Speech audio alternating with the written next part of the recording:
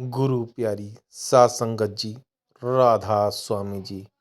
संगत जी, परमार्थ और संतों की शिक्षा क्या है?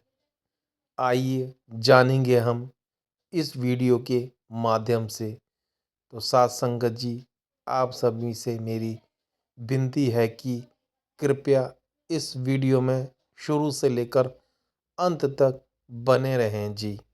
संगत जी, जितने भी संत महात्मा इस धरती पर आए हैं, सब ने यही कहा है कि आंखें बंद करके देखो, लेकिन दुनिया कहती है कि आंखें खोलकर देखो। संत कहते हैं कि मरना सीखो, दुनिया कहती है कि जीना सीखो। संतों ने कहा है कि कान बंद करके सुनो, दुनिया ने इसका उल्टा कहा है। वह कहती है कि कान खोलकर सुनो। मतलब दुनिया में हमेशा संतों के कहे का उल्टा ही किया जाता है। बाबा जी अक्सर अपने सत्संगों में फरमाते हैं कि भाई, परमार्थ को हम अपना तो लेते हैं, लेकिन हमने कभी परमार्थ को समझा ही नहीं। परमार्थ का मतलब क्या है? परम का अर्थ और परमात्मा का मतलब है परम आत्मा। संत हमें यही समझाते हैं कि यह जो जन्म और ये जो शरीर मिला है, हमें अपनी असल की पहचान के लिए मिला है, लेकिन हम शरीर के दायरे में ही फंस कर रह गए हैं। बाबा जी ने अक्सर कहा है कि इस शरीर के दायरे को क्रॉस करके हमें आगे बढ़ना है। बाबा जी अक्सर अपने सत्संगों में फरमाते हैं कि भाई, मालिक ने हमें सबसे उत्तम जामा बख्शा है। एक यही जामा है जो करम जूनी है, और करम जूनी के साथ साथ भोग जूनी भी है। बाकी सभी निचली जूनियां हैं, वो सिर्फ भोग जूनियां हैं। आज मालिक ने हमें वह मौका दिया है और हम कर्म करके यहाँ से मुक्त हो सकते हैं, अगर हम थोड़ी सी मेहनत करें तो। लेकिन हम अफसोस के साथ कहना पड़ता है कि हम इन उत्तम जामे की अहमियत को अभी तक पहचान ही नहीं पाए हैं।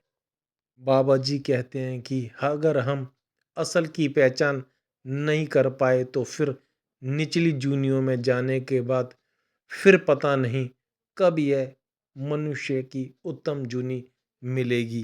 हम सभी जानते हैं कि जो आज मालिक ने हमें जामा दिया है, उसमें मालिक ने हमें सोचने समझने की ताकत दी है, यानी विवेक की ताकत, और हमें अपने अच्छे बुरे की पहचान करने की भी ताकत।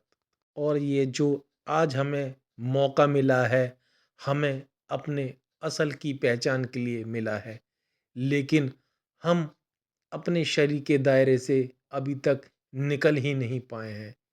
कोई हमसे हाल पूछता है तो हम अपने शरीर का हाल बताने लगते हैं। बाबा जी फरमाते हैं कि संतों की संगत करने से संत हमें वह युक्ति बताते हैं जिससे हम रूहानियत को हासिल कर सकते हैं। मेहनत तो हमें ही करनी पड़ेगी। संतों का काम है अपनी संगत को असल की पहचान करवाना। रास्ते पर चलना तो हमें ही पड़ेगा, तब जाकर हम कुछ हासिल कर सकेंगे। आज हम मालिक से मांगने पर लगे हुए हैं। भाई, मालिक ने जो देना था वह आपको पहले ही दे दिया है, बस हमें अब इसकी कदर करनी है। बाबा जी अक्सर अपने सत्संगों में फरमाते हैं कि भाई, हम सब सिर्फ मंगते बन गए हैं। हम अपनी मांग को हमेशा आगे ही रखते हैं। बाबा जी कहते हैं कि भाई, हमें कब मुख्तियार होंगे, कब हम इन चीज़ों को समझेंगे। हमने तो मांगने की एक आदत सी डाल ली है। बाबा जी अक्सर अपने उदाहरणों के जरिए हमें समझाते हैं कि भाई, बिन मांगे मोती मिले, मांगे मिले ना कोई। मालिक ने पहले ही बहुत कुछ दे रखा है, लेकिन हम ही पहचान नहीं पा रहे। हम तो बस मंगते बने पड़े हैं। दो समय की रोटी, दो समय के कपड़े और सर पर सर पर छत से ज्यादा और कुछ नहीं चाहिए। हम अक्सर मालिक से धन दौलत, जमीन जायदाद मांगने लगे हुए हैं। आज हम जिस मकान में रह रहे हैं, हमारे से पहले भाई वह किसी और का था, हमारे बाद किसी और का रहेगा। और जो चीज़ हमें मालिक से मांगनी चाहिए, उसको हम कभी मांगते ही नहीं। हमें तो मालिक से मालिक को ही मांगना चाहिए।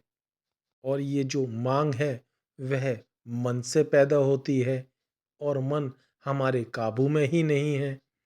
हम ही मन के अधीन हुए बैठे हैं। मन की एक चाह पूरी खत्म नहीं होती, और मन दूसरी चाह रख देता है सामने। और यही चाहत करते करते भूल जाते हैं कि भाई, इनका एक दिन हमें सूद समेत हिसाब देना पड़ेगा। हम तो सालों के बाद की प्लानिंग कर कर बैठे हुए हैं।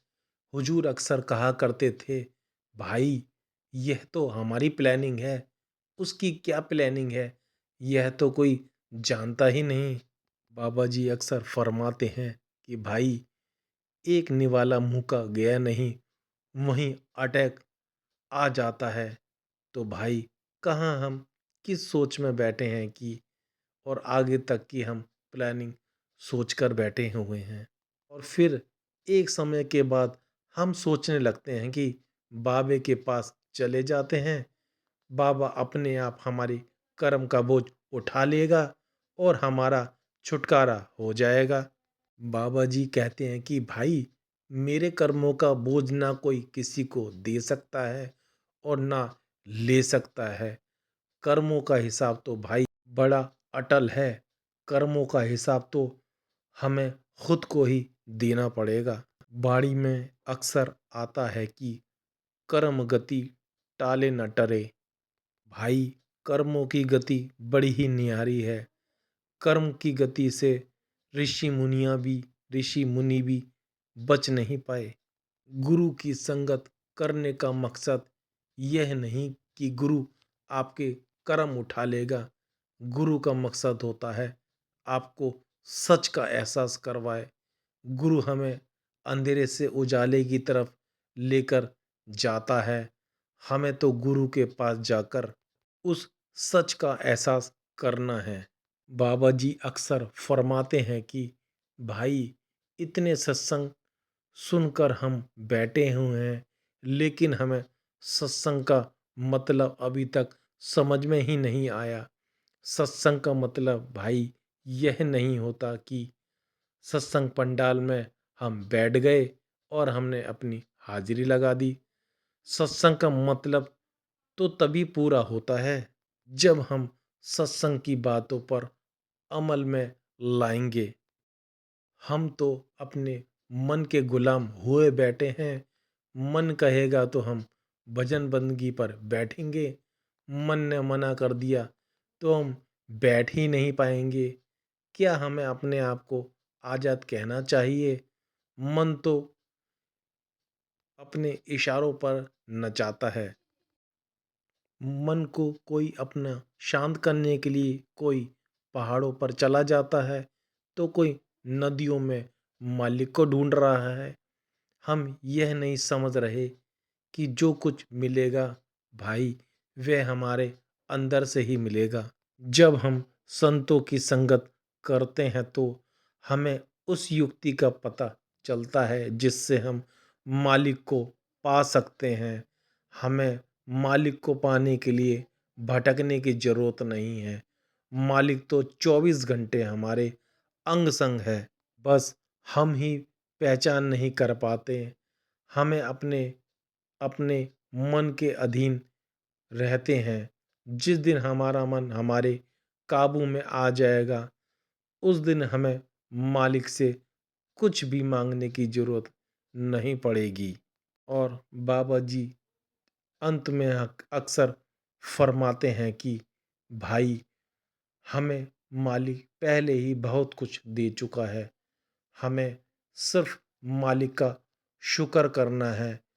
और वह शुक्र हमें अपने लफ्ज़ों से नहीं, हमें शुक्र अपनी भजन बंदगी और अपनी करनी से करना है। राधा स्वामी। तो साथ संगत जी, यह था वह परमार्थ और संतों की कुछ शिक्षाएं जो अक्सर बाबा जी अपने सत्संगों में फरमाते हैं। साथ संगत जी, अगर यह वीडियो आपको अच्छा लगे तो आप इसे शेयर भी कर सकते हैं और मेरे चैनल को आप सब्सक्राइब भी कर सकते हैं। आप मेरे चैनल को सब्सक्राइब करें या ना करें, कोई बात नहीं, लेकिन कमेंट्स में राधा स्वामी आप ज़रूर लिखा करें जी। तो संगत जी, जल्दी ही मिलते हैं एक नए वीडियो के साथ। जब तक आप अपना और अपने परिवार का ध्यान रखिए। आप सभी को दोनों हाथ जोड़कर प्यार भरी राधा स्वामी जी।